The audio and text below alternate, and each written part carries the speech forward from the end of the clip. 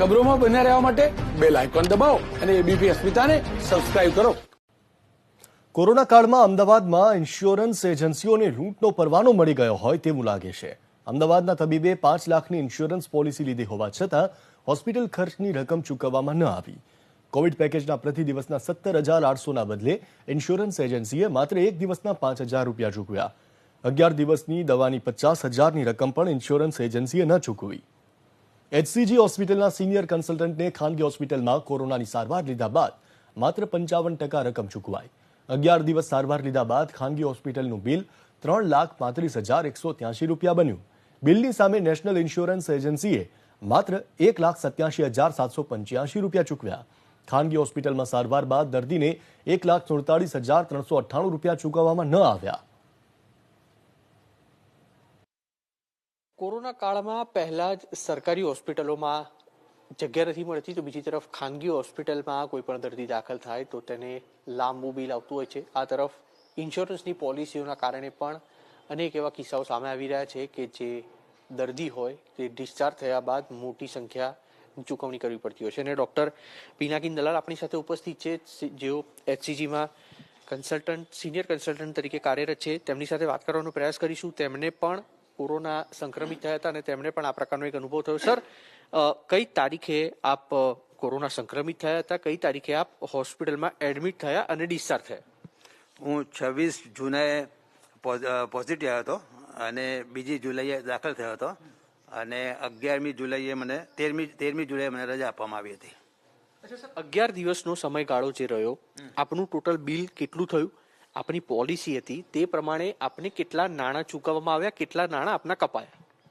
હોસ્પિટલનું બિલ 3,95,183 હતું. એમાંથી મને ફક્ત 1,87,785 રૂપિયા આપવામાં આવ્યા. એટલે 1,47,398 રૂપિયા કાપી લેવામાં આવ્યા. એટલે 45% પૈસા મારા કાપી લેવામાં આવ્યા છે.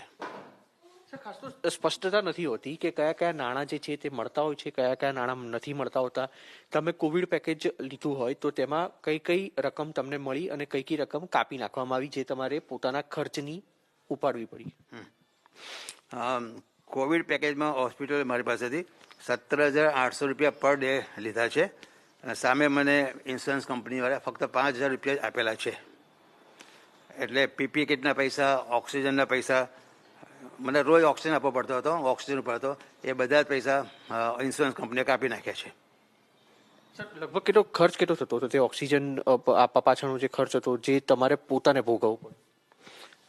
એટલે 17,000 મારે બાકીના મારે જ ભોગવવા પડે ને. 17,800માંથી મને 5,000 મળ્યા, એટલે 12,800 રૂપિયા મારે પોતે ભોગવવા પડ્યા. અચ્છા સર, જે દર્દી ખાસ તો હોસ્પિટલમાં દાખલ હોય તેના RT-PCR ટેસ્ટ પણ કરવામાં આવતા હોય છે, તેના પૈસા પણ તમને આ ઇન્સ્યોરન્સ પોલિસીમાં મળ્યા ખરા કે તે પૈસા પણ કપાઈ ગયા? મને RT-PCR ના પૈસા પણ કાપી નાખવામાં આવે છે, જેના પરથી તમને ડાયગ્નોસિસ થાય છે અને ટ્રીટમેન્ટ પ્લાન નક્કી થાય. હું જ્યારે દાખલ થયો એ ટાઈમે જરૂર પડે તો RT-PCR રિપીટ કરવો પડતો હતો, જેના પરથી તમારે એન્ટીવાયરલ દવા આપી કે સ્ટીરોઇડ આપવા કે બંને આપો એ નક્કી થતું હતું. એવો જે મેઇન ટેસ્ટ હતો એના જ પૈસા કાપી નાખવામાં આવ્યા છે. સર, દવાના જે પૈસા થતા હતા તે વખતે લગભગ 50-60,000 રૂપિયા દવાનું પણ બિલ થયું છે, તે શું ઇન્સ્યોરન્સ પોલિસી તરફથી તમને ચૂકવવામાં આવ્યું ખરું કે તે પણ નથી?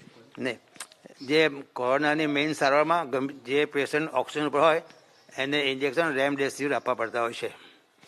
મારામાં રિસ્પોન્સ બહુ ઓછો હતો, એટલે મારે 10 ઇન્જેક્શન લેવા પડ્યા હતા રેમડેસિવિરના. છતાં મને એક પણ પૈસો આપવામાં આવ્યો નથી અને બધા જ પૈસા મારા રેમડેસિવિરના કાપી લેવામાં આવ્યા છે. સર, ટોટલ તમને કેટલા? 1,47,398, એટલે કે તમને 45% તમારી રકમ જે છે તે કપાઈ, 55% આપને મળ્યા? 55% મને મળ્યા છે.